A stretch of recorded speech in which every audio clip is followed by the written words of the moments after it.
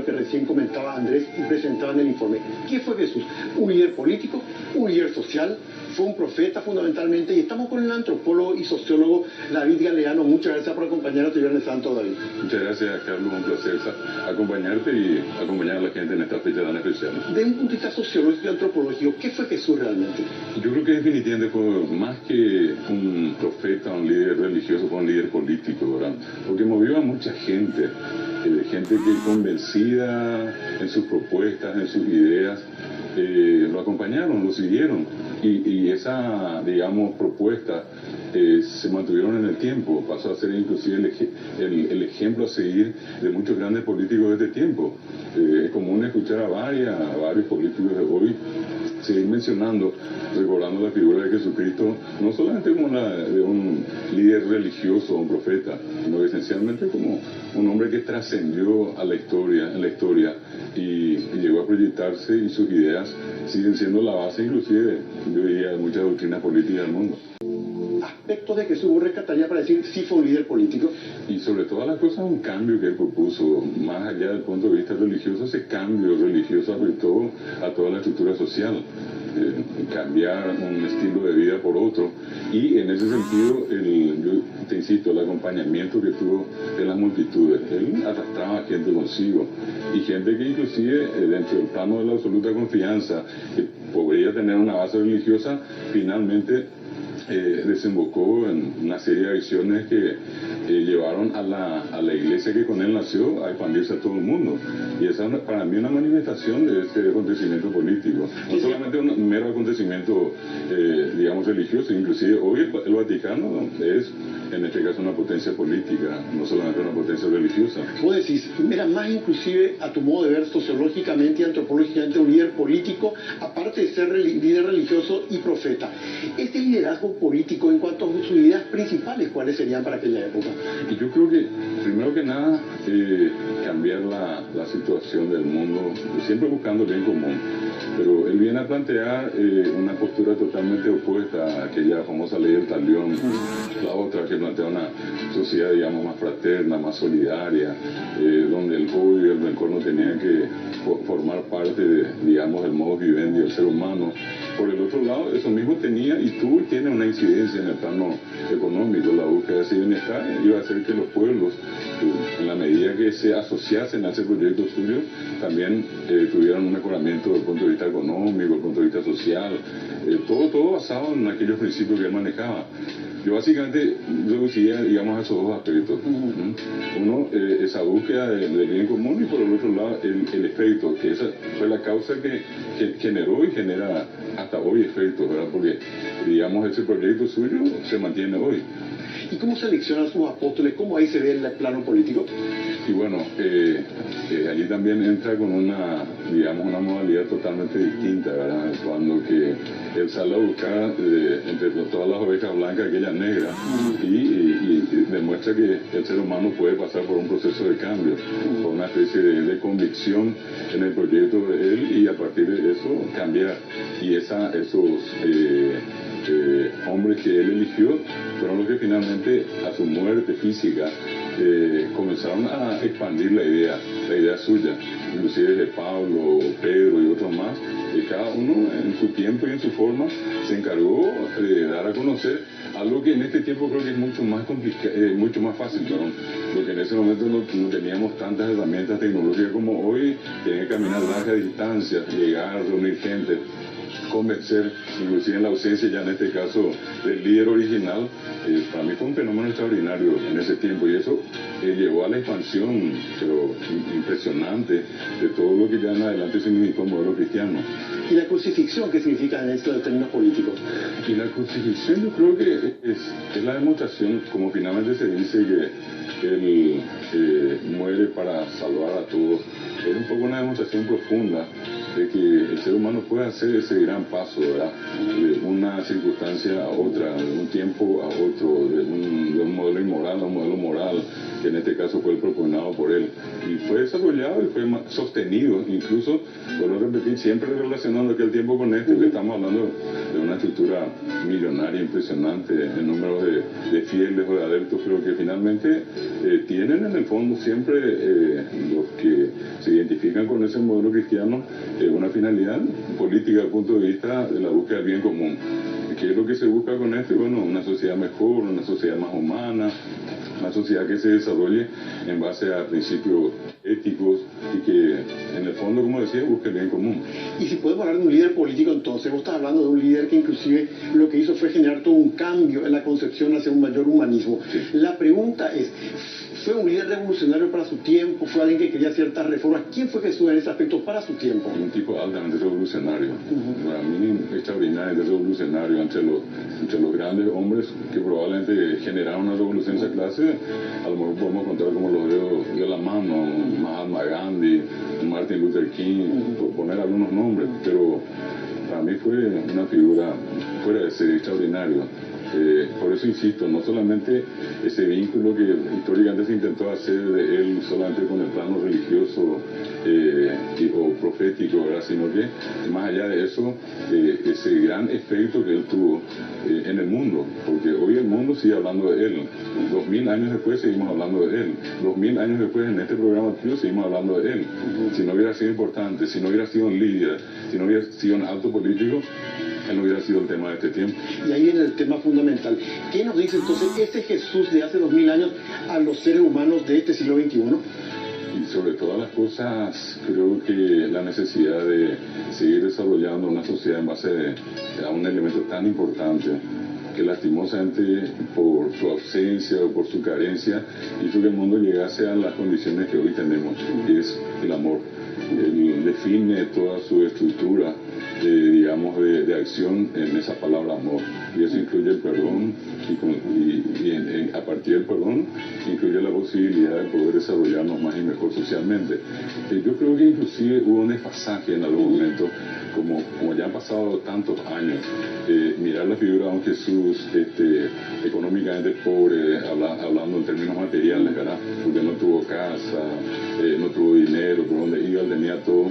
Y bueno, hoy también miramos la estructura de esta iglesia y vemos una iglesia ostentosa, ¿verdad? Que en algunos casos con colegios muy caros, para ricos y para pobres, otros, ¿verdad? Muchos de sus descendientes en términos, digamos, de generacionales que se mueven. No niego esa posibilidad, pero mirando esa figura austera de él con la de este tiempo, vemos también que hubo un proceso que en alguna medida se disoció del proyecto original y hoy vivimos en un mundo más materialista. Para mí esa puede ser la diferencia. Claro, en un desfasaje dentro de la propia iglesia, entre por un lado un mensaje de cambio fuerte de Jesús hacia una sociedad basada en el amor, y una iglesia que durante cierta etapa de la historia se concentró sobre todo en apoyar a los poderosos y muy rica. Es el desfasaje que vos ves, David. Y que generó inclusive políticamente ciertas grandes divisiones como la de Lutero, Calvino y otros, ¿verdad? Que marcaron una especie de desacuerdo con el modelo original que prefirió Jesucristo a lo largo de su vida, ¿verdad? Y que finalmente hoy nosotros podemos percibir que con esas divisiones que se dieron a su interior hay una base común, sigue siendo una Biblia, ¿verdad? Un Antiguo y Nuevo Testamento en todo caso, pero con, digamos, distintos rituales, distintas prácticas y, digamos, distintas figuras jerárquicas también. Y ahí viene una pregunta, entonces, todo lo que estás diciendo, aquella figura del amor, del cambio social, de la búsqueda de la mayor fraternidad, una iglesia, por otro lado, que fue muy poderosa, centrada sobre todo en sus privilegios. ¿Y cómo, más de 2000 años, lo ves a la iglesia católica de Cristo hoy, David? A mí me llama mucho la atención hoy la figura de Francisco. Para mí Francisco en gran medida intenta, no sé si por su vocación, aunque sea jesuita, franciscano también en su forma de desenvolverse, pero un poco esa figura que hoy se acercó otra vez en ese modelo original a la gente que comparte, que no busca la ostentación, que es capaz de ir en una de esas a la cárcel a pasar momentos o pasarle la mano a una persona que se que en algún momento tenga una enfermedad tan delicada como el SIDA, como algún cáncer. Bueno, eso es una muestra de una figura que hoy en este tiempo como que volvió a pisar tierra, ¿verdad? Y que en gran medida en términos políticos también atrajo otra vez la atención de mucha gente, ya cuando muchos en este tiempo como que tomaron una postura de apartarse, de alejarse, de permanecer en la casa y ya no ir a una iglesia, ¿verdad? Entonces hoy vemos en esa figura que lo representan en el tiempo, en el Papa, ¿verdad? Particularmente Francisco, una figura de una persona mucho más, yo diría, hasta socialista en términos políticos, era más abierto, más de la gente, e inclusive tratando de distribuir riqueza y intercediendo inclusive en los grandes procesos digamos, políticos del mundo, con el tema de Cuba, con otros más, donde él entra, cruza palabras con las grandes autoridades y consigue inclusive resultados que tiempo atrás eran impensables o imposibles. Ahí tocaste un tema fundamental en modo de ver, la perspectiva de hoy de la Iglesia. Si vos tuvieras que señalar a aquel Cristo que vos decís, fue un líder político sin ninguna duda, un líder social también decías, aparte para los creyentes un profeta, una persona que fundó una nueva Iglesia. Y la pregunta que uno se hace siempre es para aquel entonces, ¿cómo él fue, digamos así, seleccionando a sus primeros seguidores? ¿Cómo fue conformando esa iglesia que iba a ser la iglesia primitiva? Por supuesto. Yo creo que un paso muy importante se dio con el tema de él, ¿no? de acercar gente y hacerle partícipe, convencerle diariamente con el ejemplo, con la palabra, de qué es lo que él quería, cuáles eran sus proyectos, ¿verdad? Y esa gente, obviamente, conociendo bien las intenciones, porque creo que finalmente él cuando va al monte y reúne a tanta gente y comienza a hacer la cita allí en el Evangelio, en el capítulo 4 al 7, más o menos para mí el resumen de la filosofía cristiana, cuando él comienza a decir qué es lo que quería para el mundo. Entonces es allí donde se puede resumir básicamente para mí el proyecto político, ¿verdad? Hoy en día nosotros asistimos, por ejemplo, en estas sociedades en las que nos toca vivir a partidos políticos, a movimientos sociales políticos que desarrollan proyectos pero extensos, yo te diría que sea a nivel de libros voluminosos, pero que al final, entre eso y la reducción que tenemos allí en pocas palabras, en pocas líneas, yo creo que está la diferencia. Él supo desde un comienzo dónde tenía que golpear, cuáles teclas tenía que tocar, y fue tan insistente en eso que la gente le tomó, en este caso, el hilo a la cuestión y lo siguió.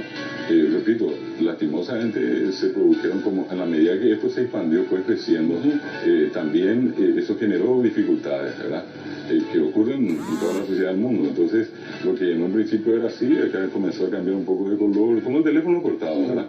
Fue cambiando, teniendo sus matices, y allí fue donde, ya siendo tan grande la estructura, en algún momento se resquebrajó y llegamos a la circunstancia que hoy tenemos. O sea, para vos él es equivalente a lo que en otros casos fue Martin Luther King, Mahatma Gandhi, figuras que de alguna manera marcaron con un liderazgo moral. Ahí viene el tema en cuestión.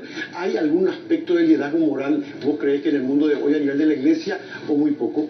Y básicamente yo te resumo la figura, como te decía, del Papa, y podríamos buscar otros más, ¿verdad?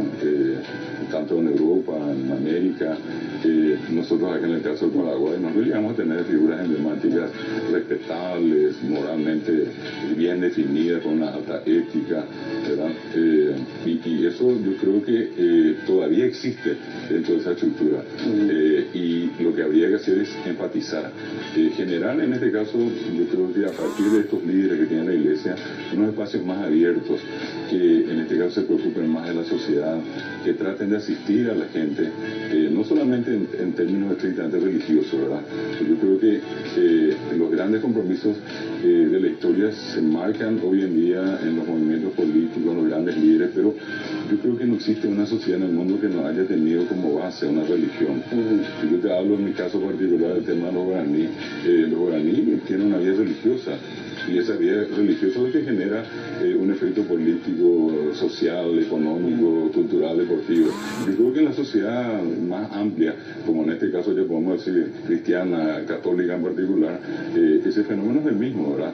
Hay en el fondo una base religiosa, pero finalmente eso tiene, digamos, distintos efectos en todos los planos que te mencioné, político, económico, agrario, lo que vos quieras, ¿verdad? Donde nosotros hoy nos ponemos a analizar cualquier proyecto que se presenta, sin falta alguien le va a buscar alguna relación con algún principio, con alguna doctrina de la Iglesia, ¿verdad? ¿Y qué entonces es el cristianismo hoy a tu modo de ver? El cristianismo hoy es digamos, un complejo que ya tiene obviamente algunos códigos cambiados originalmente para una parte importante de la sociedad. Simplemente el hecho de haber sido bautizado y desarrollar ciertas prácticas de vez en cuando. Hay otros que tienen una actitud, yo diría, no fanática, pero más intensa en el sentido de seguir practicando la religión y la religiosidad de una manera, digamos, sostenida, con mucha disciplina. Y por el otro lado, una sociedad totalmente laica, muy libre, que poco nada le importa de esas cuestiones, ¿verdad? David, muchísimas gracias, muy amable. Al contrario. Era David Galeano, sociólogo y antropólogo, La vida de Jesús. Enseguida volvemos con más de este especial de Semana Santa en este Viernes Santo.